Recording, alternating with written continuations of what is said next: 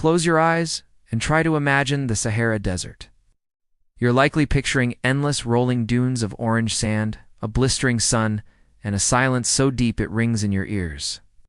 But now, let's rewind the clock 95 million years. Sand vanishes, replaced by a sprawling, chaotic labyrinth of massive river systems, mangrove swamps, and lush tropical deltas.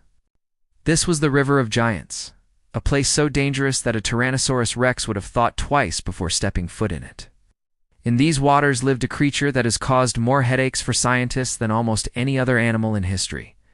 It is a dinosaur that lived like a crocodile, looked like a dragon, and grew larger than the king of the dinosaurs himself.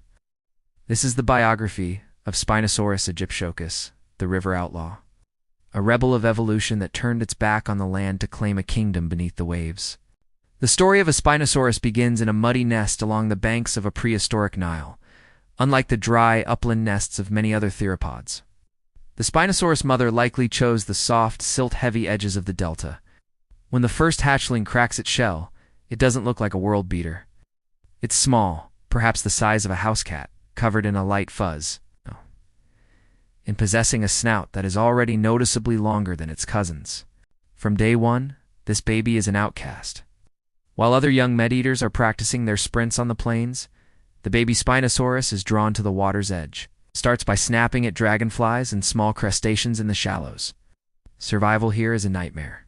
This ecosystem is home to Sarcosuchus, 40-foot crocodile that could swallow a baby. Spinosaurus, like a graypan carcharodontosaurus, a land-based predator every bit as big as a T-Rex. To survive, the young Spinosaurus has to learn the outlaw way. Stay hidden, stay near the water, and grow as fast as biologically possible. As our Spinosaurus enters its juvenile years, its body begins to undergo one of the most bizarre transformations in the fossil record. This is where the paleodrama begins. For decades, we thought Spinosaurus was just a T-Rex with a sail and a long face. We were spectacularly wrong. As it grows, its hind legs remain surprisingly short, while its torso elongates. Its bones, unlike the hollow bones of other theropods, become dense and heavy-acting, like a diver's weight belt to help it stay submerged. But the most iconic feature starts to rise from its back: the sail. By the time the Spinosaurus is a teenager, this structure made of skin and bone spines can reach over 6 feet in height. Why? Was it a radiator to cool down? A billboard to attract mates? Or a dorsal fin to keep it stable in the water? The most likely answer is all of the above. It was a biological multi-tool that signaled to everyone in the river: the king is growing up, and he's taking over.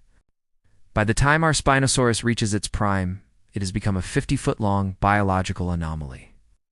It is officially the longest carnivorous dinosaur known to science, stretching several feet beyond the maximum length of a T-Rex. But it doesn't walk like a T-Rex. In fact, for a long time, we didn't even know if it could walk on 2 legs without tipping over.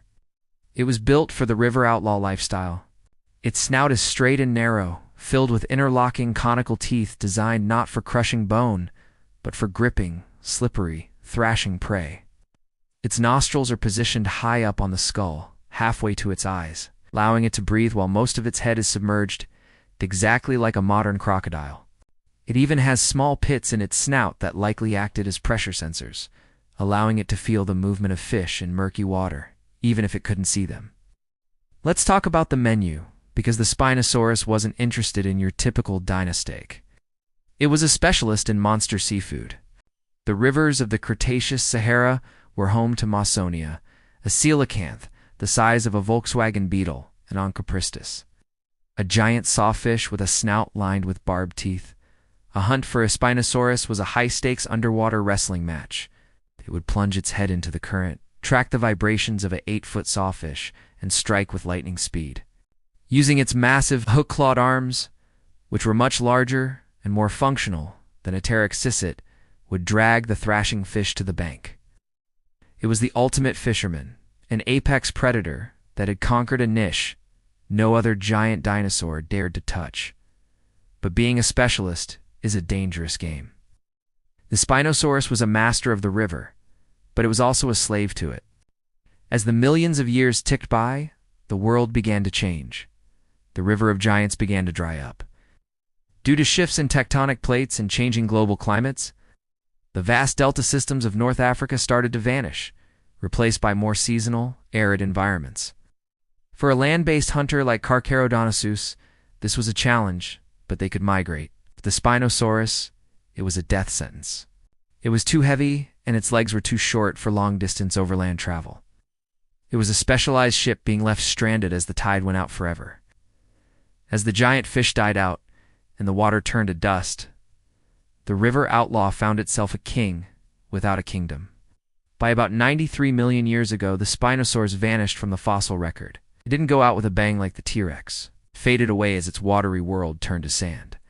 But did it leave a legacy? In terms of direct descendants, the answer is no.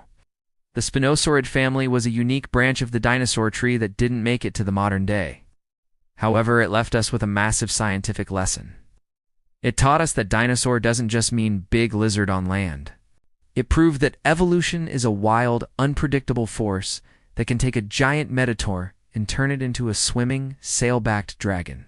It challenged everything we thought we knew about dinosaur biology and forced us to rewrite the textbooks over and over again. We study the Spinosaurus today because it is the ultimate underdog story that became a heavyweight champion. It was a creature that dared to be different. It found a way to thrive in the most dangerous rivers in history, and that grew so large it made the T-Rex look like a runner-up. It was a biological Rabulla River outlaw that lived by its own rules and died when the world could no longer support its grand vision. The next time you look at a map of the Sahara, don't just see the sand. Imagine the sound of a 50-foot monster splashing through the mangroves. Its massive sail cutting through the water like a shark's fin, reminding us that once the desert was an ocean of giants. And the Spinosaurus was its undisputed king. Long live the river outlaw.